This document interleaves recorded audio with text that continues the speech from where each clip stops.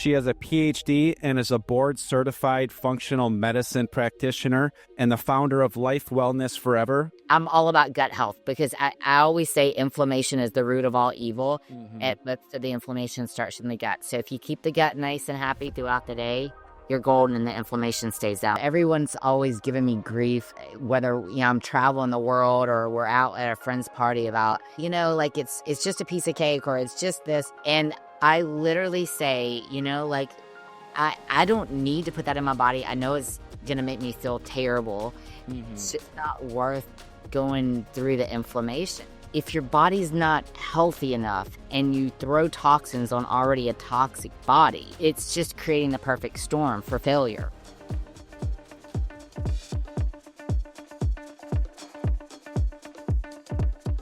Welcome to the Sweat Fanatic Podcast, where we talk all things sweating, saunas, hot yoga, anything and everything that makes us feel better and is great for our health. My guest today is Dr. Cindy Ross. She has a PhD and is a board-certified functional medicine practitioner and the founder of Life Wellness Forever. She also has a YouTube channel at Dr. Cindy Ross. She also has a podcast called the Health Buzz Podcast. I encourage everyone to check those out. Dr. Ross, thanks for coming on the podcast. How are you doing today? Hey, Erik, I'm great. Thanks for having me. I was excited to share my passion of sauna. I didn't even realize that there was so many passionate people about sweating until recently. Yeah, it's really taken off. I mean, it's been, saunas have been forever out for ages, but I really feel like the last 5 years, it's really taken off and more people have found out about them. Plus, every year, more and more studies come out, and it seems like we find out about another benefit about saunas and sweating. So every year it just gets bigger and better, and I love it. So I'm very excited to talk to you today, and you're an expert in a lot of different things when it comes to health and wellness, and I'm excited to learn about health with you. Let's start with your background. Where did you grow up? Where are you from? So originally from Mobile, Alabama. I was a professional tennis player, junior tennis, and turned pro at 17. And then I got sick with rheumatoid arthritis at 19. They didn't really know what it was. And I got sick at 19. I feel like I lost a good part of my 20s for sickness. I did functional medicine. I always say I didn't know me back then. And I ended up losing my mom, my dad, and my brother to autoimmune. So, my life kept leading me back to fitness, and I had I always say my first career. I feel like I've lived 10 lives in one, but my first career was Bodies by Cindy, and it was a huge fitness center. I had a TV show and radio show for 9 years. Yeah, I got the city healthy in Mobile, and we were one of the most unhealthiest cities and states in the U.S. Yep. And I ended up selling the business in 2016 and decided I wasn't done. And I went back to school and got a couple doctorates under my belt. And I decided, I specialize in functional blood chemistry analysis. And what that means is that I study blood work for disease patterns. I study for nutrient and vitamin deficiencies. And then, I don't know, I just kept seeing a lot of cancer. Yeah. And my husband was like, you have to chase it. So I did a fellowship in oncology, and here I am. I specialize in cancer. I was general wellness for 9 years. And so I see a little bit of both. I see a lot of general wellness and unfortunately a lot of cancer, but I feel so blessed and honored to be able to take my disease and create a passion through what I live every single day. Perfect. So are you a big college football fan? Okay, yeah. So my husband is. I'm not a big fan of the Roll Tide saying, but yeah, I mean, I guess being in Alabama, you have to be a big college football fan. Yep. Yeah, they kicked my Wisconsin Badgers' butt a couple years ago at, I believe it was at Lambeau Field. It was at a big stadium, so that was a good game. Are you still down in Alabama? I am. I live in Orange Beach now. After selling the gym in 16, we bought down here in 2014, I start my day every morning with a sunrise on the beach and usually ended on my canal with a sunset and everything in between. I love it. Life is better at the beach.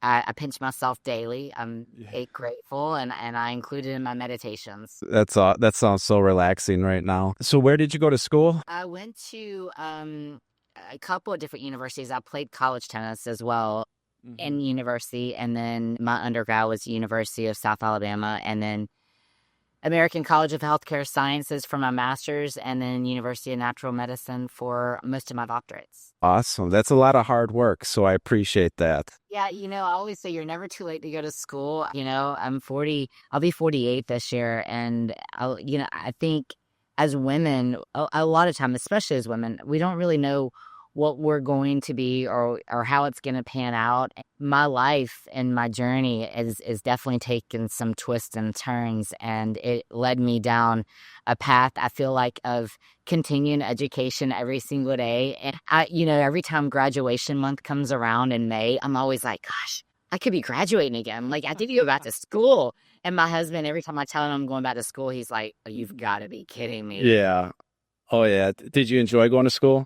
I love it. I didn't enjoy my undergrad as much because I didn't really know what I was going to do with it. And I'd already created a business. So I just was like, okay, let's hurry up and get the degree. But from my master's on, I absolutely loved every minute of it. Awesome. That's great to hear. So let's get into the RA, I guess. Or before that, are you actively treating patients right now? I am. I see a lot of general wellness, and I see a lot of oncology. Most of my oncology is around the world. People, they seek me out from all over, and it's great because COVID kind of put telehealth on the map, right? And so I would say 99.9% of my patients, I see telehealth around the world. Okay. So with getting into RA, rheumatoid arthritis, so that's an autoimmune condition, correct? It is. Okay. Is it hereditary? Do we know what causes it? Yeah, okay, so it is. I mean, I always say that genetics load the gun and lifestyle pulls the trigger. My brother and my dad both had type 1, which is considered type 1 diabetes, which is considered an autoimmunity. My mom had what's called scleroderma, and it's in the same family. And I went through a really stressful time. My tennis career was over. I worked my whole life for it, and I was just a wreck when it came to an end. So, I'd had some early signs at 19, but it didn't really come out until I was about 21. And I always say that anytime that you go through that type of stress, that it can bring out what's there. And definitely the genetics were there for an autoimmune issue. I mean, the best way to describe it is your body attacks itself. So you have synovial fluid around your joints, and it literally just overtook my body. I had 22 surgeries, and at one point I was on like 24 meds, including some biologics and some chemotherapy. So yeah, I was a terrible patient because as soon as I would feel better, I'm in my 20s, and they couldn't really tell me what I had. I mean, they would just say, you have autoimmune-like symptoms, and that's what it would be, like unknown specified autoimmune issue on my capers.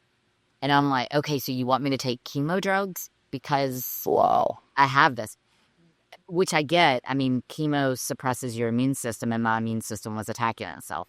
But yeah, I ended up at the Mayo Clinic in Jacksonville and in Rochester, both of them. I was a very sick girl.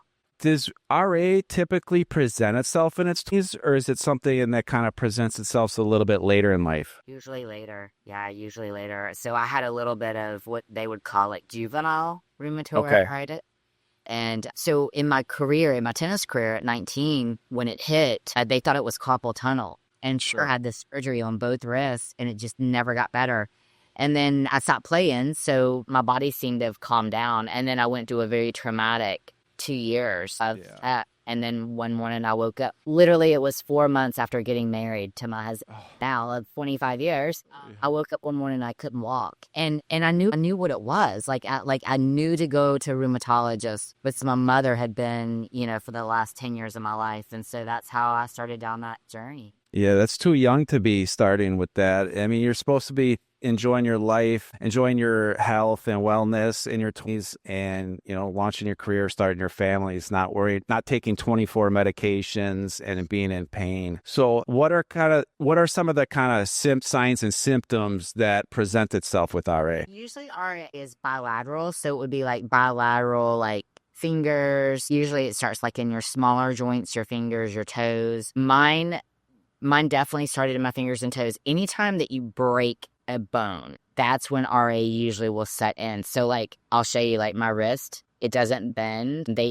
I broke the wrist and they pretty much removed the joint and put a plate in just to keep that joint from the synovial fluid, keeping it from getting inflamed constantly. And yeah, it's usually bilateral. A little bit of exhaustion, dry eyes was one of the symptoms. I mean, I think so many days that, we just kind of, I don't know, de-escalate our symptoms thinking that we're just tired. It's life. We work too hard. And a lot of times there's an underlying root cause of what's going on. But if I could go back to my early 20s, I grew up in an era that, I don't know how old you are, but like I grew up in like the late 70s. My mom had the most control over my food intake. Yeah. Those were the times that, the processed food started coming out. They were on the end aisles. It was the fast dinners. Everything was in a box. And that's when I grew up on. And tennis really wasn't much different. I ate a lot of, because I was at tennis academies living. So it was like cafeteria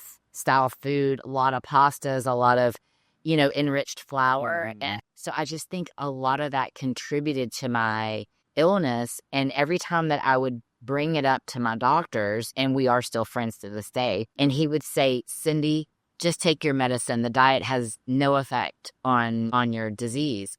Wow. And I control everything now completely with supplements, lifestyle, and my food. And it's been that way for like 12 years. So it is a lot of diet. And so is that what you would say is kind of the number one thing you do to keep it under control, is what you put in your body and you eat? Yeah, I mean, it's definitely lifestyle factors and what I put in my body. Yeah, everyone's always giving me grief, whether I'm traveling the world or we're out at a friend's party about, like it's just a piece of cake or it's just this. And I literally say, like I don't need to put that in my body. I know it's gonna make me feel terrible. Mm-hmm. It's just not worth going through the inflammation. And that's what I preach to my patients is like, guys, I'll have a 60-year-old lady or a man, and they're like, oh, what about Thanksgiving? And I'm like, look, for 60 years, you've had that Thanksgiving meal. You know what it tastes like. Is it worth feeling bad the next day and the next week and the next month because you've put so much processed foods in your body and your body's in attack mode? Yeah, I feel like that definitely. Then I take that viewpoint as well. Is like when I eat, I don't eat fast food. I don't eat junk food, not because I'm worried about my figure, because I know what it feels like. You feel terrible after eating it, and mentally and physically, I feel inflammation build up. I see my mood suffer, and I just don't want to deal with that. I want to feel as good as I possibly can, as much as I possibly can. And that's kind of my mentality when it comes to health and wellness. And then with that comes better health and better blood work and reducing our risk for diseases and all that. That's right. So I'm assuming you see some RA patients. You said you're kind of a specialist in cancer patients. I am. Yeah, I see a lot of general wellness, but I just kept seeing patterns of cancer, and I was detecting it before a long time before it was actually showing up with their regular general practitioners. And so I just felt a calling. I lost someone really close to me. It was my husband's uncle, my favorite person in the world, to cancer a few years ago, and I was the one that found it. And I don't know, I just felt this calling to chase it. And I'm more passionate about cancer than I am my own disease. But I feel like this. I'm like, I always say that we should all live like we have stage 4 cancer and not prevention mode, because everything that we do every single day, everything that we put in our mouth, lifestyle choices, it's all going to be related to whether or not we're feeding cancer cells. And our bodies are eradicating them every minute of every day. And it's when things become sludgy, and that's when cells need attention, and that's when you get a cancer diagnosis. So we all should be living in prevention mode. Yeah, I 100% agree. You're exactly right on that. So I'm 39. I'm a firefighter paramedic. So I do see a lot of sick people in all ages. But one of the things I've kind of learned from being a paramedic is, there's diseases that we pass away with and stuff like that. But a lot of what we die from is our lifestyle. I agree. If I'm a new cancer patient and I just got diagnosed and I'm coming to see you without, going so in depth with everything, what are some of the first things that you're going to be telling your patient? So I just did this whole course on reclaiming your terrain. So I talk a lot about the terrain, your body. And we don't die of cancer. We don't die of disease. We die because our bodies aren't well enough to handle either the treatment, the medication, right? Eastern, Western medicine. Our bodies aren't healthy enough. So first and foremost, you have to get the terrain healthy and you got to get the body back balanced. So I just did a couple of things that first you can do. You got to open up the detox pathways, right? Which is why I bought a sauna. And then, it's diet too. You got to cut out the sugar. You got to cut out whatever is feeding those cancer cells. Because so many times when I get a cancer patient, they come to me as a stage 4 usually, and they've already gone to their oncologist, and the oncologist is ready to do radiation, chemo, or surgery. Mm-hmm. And if your body's not healthy enough and you throw toxins on already a toxic body, it's just creating the perfect storm for failure. So you got to get the body, the organs, the kidneys, the liver, you got to get those functioning good. And the number one way to do that is open up the detox pathways, and you got to get the body rid of the toxins. Yeah. So there's a number of different ways to do that, right? So one of your videos or podcasts that you just recently had, did you just start a detox? How do you say it? You say you open up, flush out the toxins to begin with? Yeah, I always say this. Like the scenario is, let's just say that you're in a city and the city is full of trash, and all of a sudden you start just wiping it out, but you didn't clean the drainage, right? Mm-hmm. The drainage. What happens is everything really stops up. So if you detox without opening up the drainage pathways first, you're going to be more congested. You're going to feel like you have the flu because everything is just backing up. So you got to learn how to open up those detox pathways, open up the exits, everything flow. Perfect. That's well said. So we're the Sweat Fanatic Podcast, and we love saunas and sweating and stuff like that. Would you recommend doing a detox before starting a sauna detox if I'm a new cancer patient, or is it something you do together, or is it separate? I would say start the sauna before you actually start the detox, because again, sauna is a great way to start opening up those drainage pathways. And then I don't know what you guys do. Have you ever done dry brushing before the sauna? I'm familiar with it. I have not personally done it, but one of my best friends swears by it. It's a game changer because I can tell. I'll play around with it. I always my own guinea pig, right? So I will try it some days. I'll dry brush and then I won't do it the next day. It literally opens up my body. Because I'm leaner, so I don't sweat as easily. But if I dry brush, my husband says I'm just as disgusting as a grown man sweating. So I can sweat, but dry brushing really helps to get my body flowing. And sweating is one of the best ways to detox. Yeah. Now, do you dry brush before you go in, or do you dry brush while you're in the sauna? So I do it like the first 2 minutes I'm in there. That is like okay. Yeah, because I'm not going to start sweating immediately when I get in. Yeah. So I literally sit for 2 minutes and then I just dry brush. And then I usually meditate while I'm in there. Okay. And then I think I remember you saying that you like to go towards the heart. Is that right? Yeah, you want to make sure that you go towards. And a lot of people don't know that. And so I start from the feet up and I just start brushing up. And then, like, of course, when I get around my shoulders, I'm brushing towards the heart, so I'm pulling it down. But yeah, you want to just make sure that the lymph is going the right way.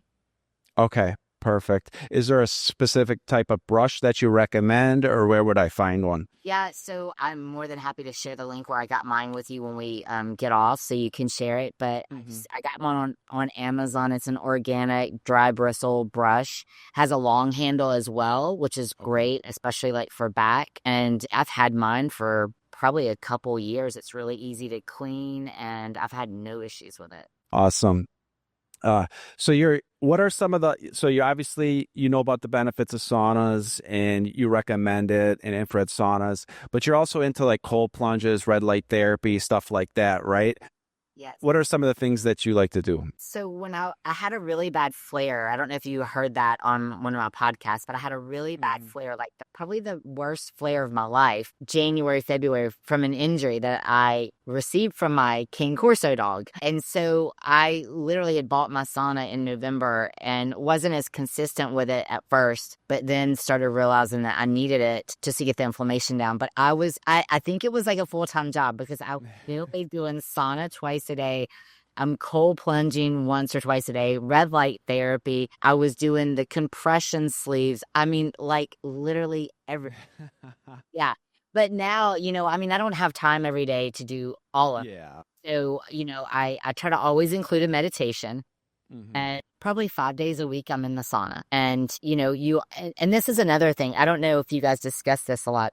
And I played around with this because, again, I'm my own guinea pig. But electrolytes, when you're in the sauna, you're going to be stripped of some electrolytes. So you should hydrate well. But just using a little pinch of Celtic salt in your water throughout the day, it's been a game changer. And I'm always checking my labs. And from when I was not using Celtic salt, I was showing some dehydration.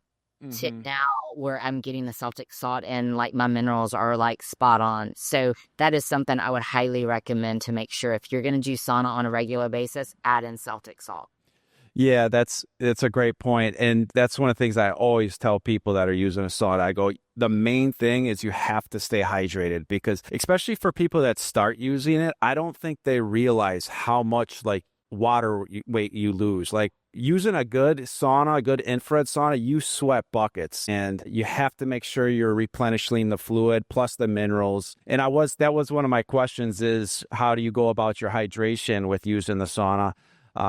So, I mean, hydration is a 24/7 thing that we always battle, right? But you have to be even more careful when you're sweating on a regular basis. So you like to use Celtic salt with your water. And I like room temperature water.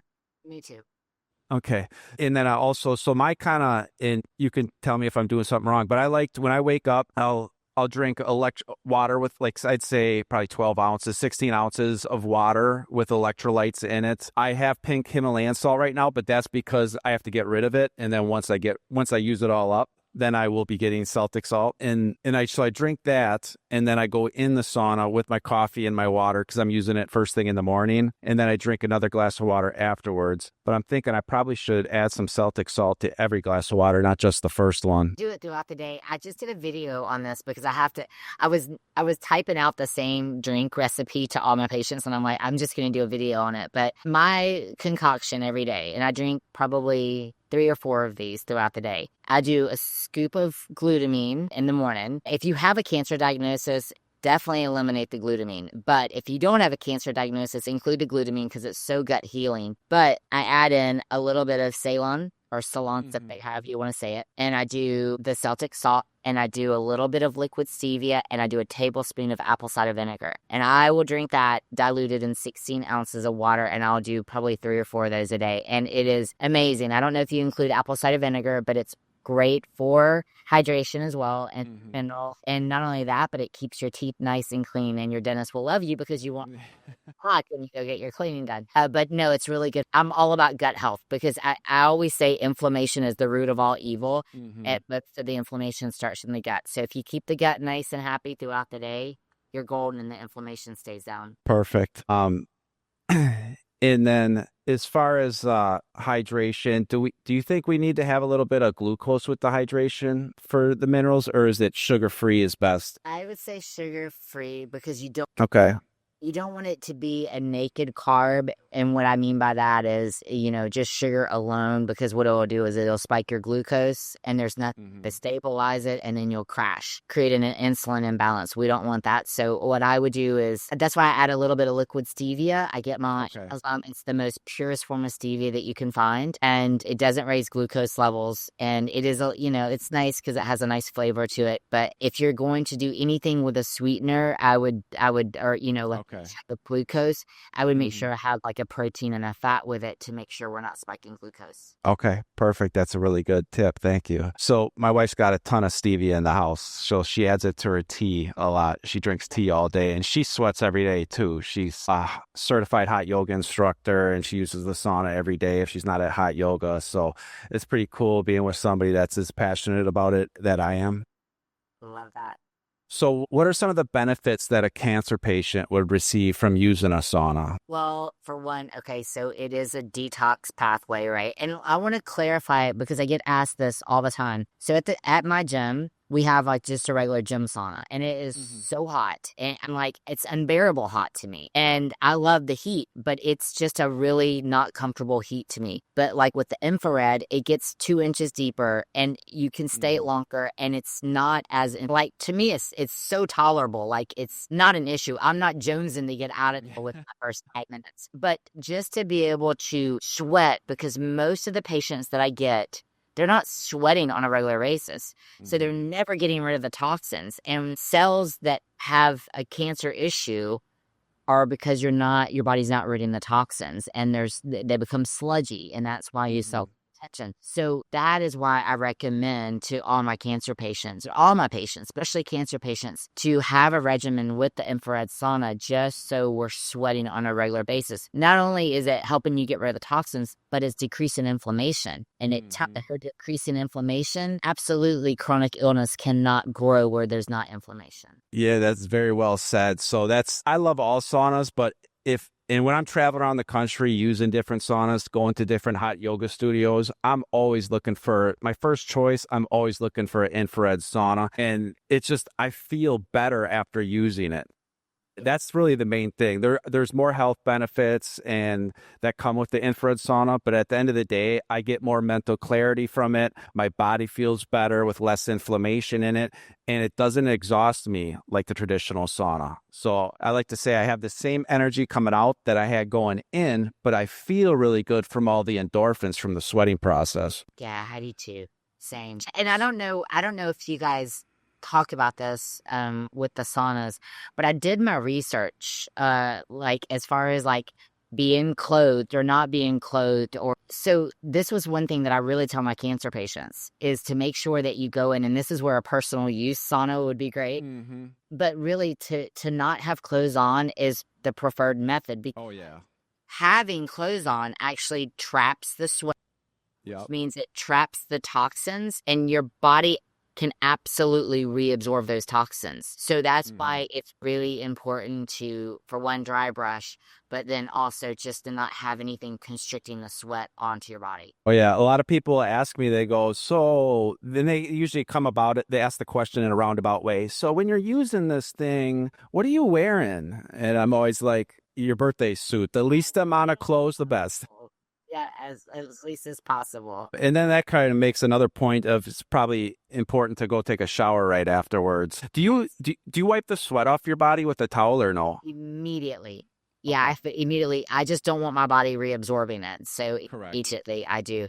And then, like especially like during the summer, most days I will do sauna first, and then I'll follow it with a cold plunge. And then I usually sit in an ice bath for about 3 to 5 minutes. 38 degrees is usually where I like it. That's tough. That's good. That's respect. Yeah. My husband likes it a little bit warmer, but he likes to do it before bed and sit longer, and he says it helps him sleep. I like to do it in the mornings. It's a high like no other. I don't know if you've ever have you done a cold plunge? Yeah, I have a cold plunge for sure. Yep. I use it. I go in about 40 degrees. So and it took me a while to get to that point. So I think I started in the low 50s, and then within a week I'm in the high 40s, and now I'm down between right around 40 degrees is what I like to use it at. So I usually do about 3 minutes in it, but it is a high because you literally feel the endorphins like hit your brain, and you can feel your mood change in the course of like 10, 15 seconds. It feels like sometimes. So I highly recommend that. And I do like to use it after using my sauna as well, just like you. Absolutely. I love it. So I had to stop when I had the flare, because having RA, is it's really different because it is autoimmune. When I was in the flare, it actually can make it worse. So I stopped cold plunging from. So if you have RA or an autoimmune, I would definitely say don't do cold plunging. Once you get get past the flare, add it back in. And I just started adding it back in, and I really missed it so much because it is. I mean, like it just makes my body feel amazing. Mm-hmm. Our tub is upstairs. So when I first did a plunge, I was at a retreat and I came home and my husband was like, don't go buy a cold plunge, because he knows me. And he goes, we have a standalone tub and we have an ice machine. Like we have a commercial ice machine. So most days my neighbors see me lugging up this 5-pound bucket of ice going upstairs to my bath. That's funny. So how long ago was that you got it? Last year. Yeah. Nice. Yeah. Awesome. So you got so you said you have had your sauna since November, right? I have. And how long did it take you to research going with the right brand? So I have to give my husband kudos. He is a type A, crossing T's, dotting I kind of guy. And he did his homework because we got so many recommendations on different saunas. And he says, honey, you gotta check out this company. It's called Good Health Saunas. You gotta check them out. And so he's going through and he was like, they have the best warranty. And he says, price. He's like, price point doesn't matter. I don't want you to look at that. I want you to look at this and this and this and this. And he goes through all of it. And that's how we made our decision, was based on my husband doing his homework. That's what I said on my podcast. I'm like, if any of you know my husband, you know he's done his homework. So I highly recommend this brand. Yeah. Does he enjoy the sauna? He doesn't take time to get in it most days. Mm-hmm. He's in it every day. He's like, I got to remember to do this because he has a bulging disc, a rupture disc in his back. And every time he gets in, immediately he feels relief in his back. But it's just, for him, he's really busy. He's type A and he's going 90 miles an hour and he doesn't take the time to get in it until he's like on his back and cannot move.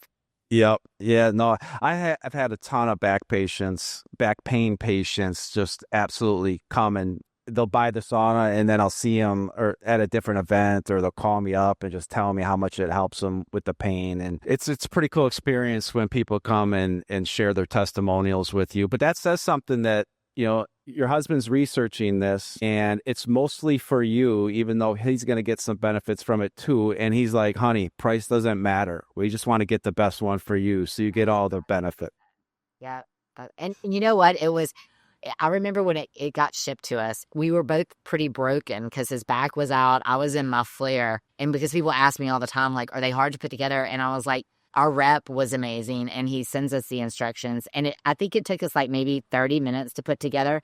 And we both were like, you got this? Because we were so broken at the time. But it was that simple to put together that even two broken people could do it in 30 minutes. Yeah, yep. We try and make it as easy as possible. I did have a customer that bought one not too long ago, and he texted me after the fact. He goes, his wife didn't think they were going to be able to put it together. And he texted me, he's like, dude, we got that together in about 45 minutes. If me and my wife can do this, anybody can. And like when he was researching and he's telling me all the things, like I'm a very basic person. Like, give me a tent. I don't need a bougie hotel. Like, I don't need all the bells and whistles, right? Like, I'm just really a plain Jane.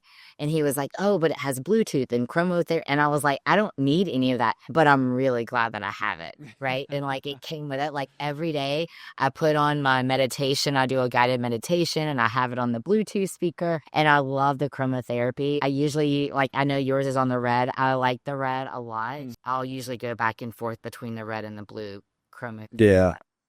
When I first got my sauna, I didn't work here at Good Health Saunas at the time. And I remember sitting in there. I didn't turn the chromotherapy light on. And then I'm sitting in there one time and I'm like, all I got to do is hit this button. Like, just hit the button. And then I turned it on. And now, if I don't use it, I feel like something's missing when I'm done using the sauna. So I love it as well. So you like to use the sauna about 5 times a week, you said, right? Yeah, I try. I try to use it At least 5 times a week, if not more. I try to give my body a little bit of a break on, electrolyte balance and making sure I'm good. But that's what I recommend to my patients is if you can get into it 5 days a week. And I always say this, like, if you're using it that much, don't pay for a membership somewhere. It's worth the investment of buying your own, especially having it in the convenience of your house. You're going to use it more, and it's an investment in your health. I was actually able to write mine off for my insurance, for my health. Mm-hmm.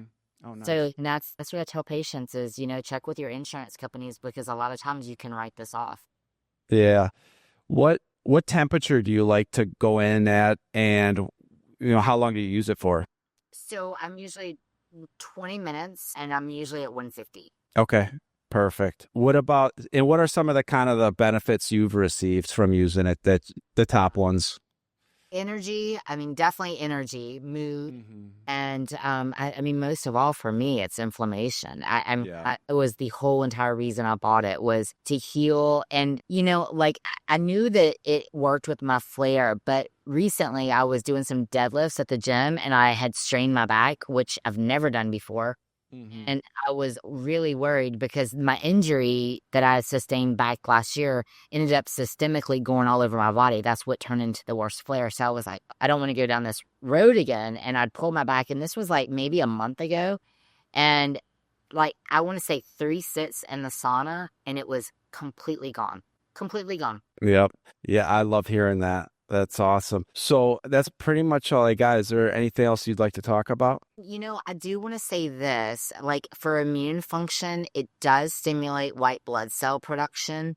It supports mitochondrial health, which I'm always talking about your mitochondrial health, because without that, everything just goes crazy in your body. So, if you're looking to better your mitochondrial health, I would definitely look at investing into a sauna.